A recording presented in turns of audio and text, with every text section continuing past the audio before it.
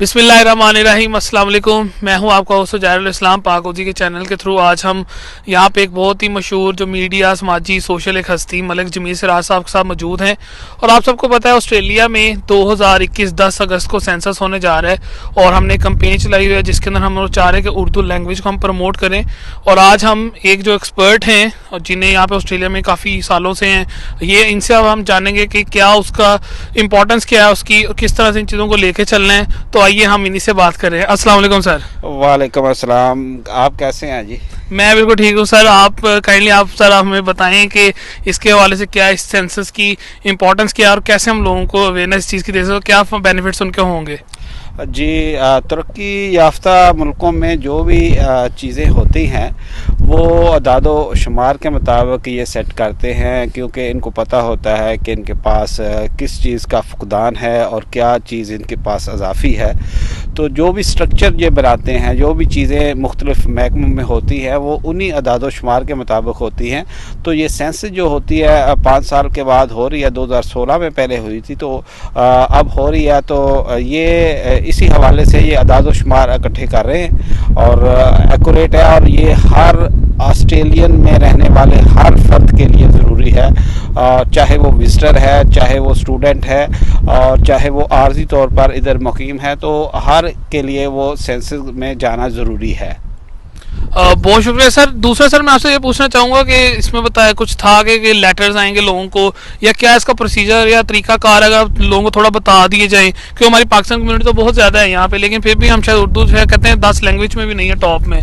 जी, ये आपने बहुत अच्छा सवाल किया है। ये बड़ा अहम इशू है जो इधर हम पाकिस्तानियों को महसूस होता है कि ये इन्हीं अदाद शुमार को आगे लेके चलते हैं। जैसा कि मैंने पहले कहा, तो ये आता है तो इसमें जो फार्म है, फार्म ये मैं आपको दिखाता हूँ कि ये फार्म घर घर में उन्होंने देने शुरू कर दिए हैं और इस फार्म में सारा कुछ इसमें आपका वो लिखा भी हुआ है कि आपका सेंसस नंबर क्या है और आपको वो टेम्पररी पासवर्ड भी वो जनरेट कर देते हैं। तो उसमें आप जाके इसको आप फार्म को फिल करेंगे और इसमें एक सवाल आता है कि इंग्लिश के अलावा आप कौन सी ज़बान बोलते हैं। तो हमारे लिए थोड़ी ये मुश्किल आ जाती है। पाकिस्तानी जो हैं वो हम इलाकाई ज़बान जिसको हम मदर लैंग्वेज कहते हैं वो भी बोलते हैं और नेशनल लैंग्वेज जो हमारी उर्दू है वो भी हम बोलते हैं। तो हमारे लिए ये बड़ा मुश्किल मरहला है और हम मादरी ज़बान को भी नहीं छोड़ना चाहते और कौमी ज़बान तो हमारी शनाख्त है। तो इसलिए हम चाहते हैं कि ये दोनों ज़बानें आ जाएं। लेकिन मैंने ईमेल की है इनको, ऑस्ट्रेलियन ब्यूरो ऑफ स्टैटिस्टिक्स को, कि हमारे लिए ये प्रॉब्लम आ रही है। तो अभी तक तो उनका जवाब मौसूल नहीं हुआ, देखते हैं क्या होता है। लेकिन हमारी पहली तरजीह जो है वो ये हमारी नेशनल लैंग्वेज है। तो इंग्लिश के अलावा जो अगर आप दूसरी ज़बान आपसे सवाल जो किया जा रहा है उसमें आप उर्दू लिखें तो आपको ये आसानी हो जाएगी कि इनके अदाद शुमार जो हैं वो आपके लिए बेहतर हो जाएंगे, आपकी शनाख्त में आसानी हो जाएगी।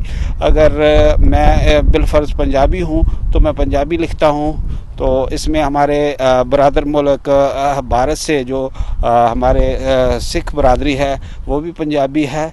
तो ये पंजाबी जो है वो फिर वो उनको उसी कैटेगरी में रखते हैं। जी जी, बहुत शुक्रिया सर। एक आखिरी बस एक जो सवाल आपसे जो आपने बड़ा ही एलेबोरेट हमें कर दिया है, लेकिन एक छोटा सा पैगाम आप एंड पे हम देना चाहें पाकिस्तानी कम्युनिटी को, क्योंकि आने वाली जो उनके बच्चे हैं, जो उनकी जनरेशन है, ये उन्हीं को मतलब फ़ायदा होगा कि उर्दू जो है मतलब कि उनको किस तरह से मतलब फ़ायदा देगी। कोई आखिरी एक छोटा सा पैगाम मोटिवेट आप अगर करना चाहें लोगों को कि वो निकले ज़रूर बाहर या मतलब घर पर ही होना है ऑनलाइन सब कुछ। ये ऐसा है कि ये सेंसस हर एक के लिए लाजमा है और इसमें हर एक ने इसको करना है। इसमें किसी को रायत नहीं है और सब ने ऑनलाइन जाके ये घरों में आपको फॉर्म आ गए हैं तो उसके मुताबिक आपको पासवर्ड जो है वो सेंसस नंबर के साथ जनरेट कर दिया गया है। तो उसमें आप जाएंगे तो उसमें सारे सवालात हैं उनके जवाब देंगे। और उर्दू इसलिए भी ज़रूरी है, हमारी शनाख्त इसलिए भी ज़रूरी है कि इनकी लाइब्रेरीज़ में जो हैं वो उर्दू की कुतुब जो हैं वो उतना मवाद नहीं है जितना हमें चाहिए, तो ये उस हवाले से भी ज़रूरी है। और दूसरा ये कि इनको हम चाहते हैं कि ये टॉप 10 लैंग्वेजेस में जो है इसका शुमार हो। ये फॉर्म के पीछे मैं अभी देख रहा हूँ तो इसमें मुख्तलिफ लैंग्वेजेस जो है ना इन अदाद शुमार के मुताबिक उन्होंने रखी हैं। और ये आपको मैं दिखाता हूँ कि ये अदाद शुमार के लिहाज से इन्होंने इनकी प्रायोरिटी दी है। इसमें इन्होंने अरेबिक को भी सरफ़हरिस्त रखा है, बर्मीज़ है और ग्रीक है, इटालियन है, कोरियन है, पंजाबी है, स्पेनिश है, तामिल है, थाई है और चाइनीज़ है, टर्किश है, वियतनामीज़ है। तो ये मुख्तलिफ लैंग्वेजेस हैं और इसमें उर्दू का नहीं ज़िक्र, तो मैं चाहता हूँ कि इसमें उर्दू का भी ज़िक्र आ जाए और हमारी भी जो ये ज़बान है, ये शनाख्त है, क्योंकि ये मुख्तलिफ पाकिस्तान के अलावा मुख्तलिफ रीजन में भी बोली जाती है। ये फिजी एक मुल्क है, उसमें भी बोली जाती है, ये इंडिया में भी बोली जाती है, ये बांग्लादेश में भी समझी जाती है। तो ये इंटरनेशनल लैंग्वेज है, तो मैं चाहता हूँ कि इसका जो है वो टॉप 10 में इसका नाम आ जाए। बहुत बहुत शुक्रिया सर आपके वक्त का, और आपने ये कम्युनिटी को पैगाम दिया है। हम भी आपसे यही रिक्वेस्ट करेंगे कि 10 अगस्त प्लीज़ मार्क द कैलेंडर और उर्दू को टॉप 10 लैंग्वेजेस में शुमार करें और हमारी इस कैंपेन के अंदर हमारा हिस्सा बने, और इवेंचुअली हम सब पाकिस्तान के लिए काम कर रहे हैं। बहुत बहुत शुक्रिया, हमें इजाज़त दें। पाकिस्तान जिंदाबाद।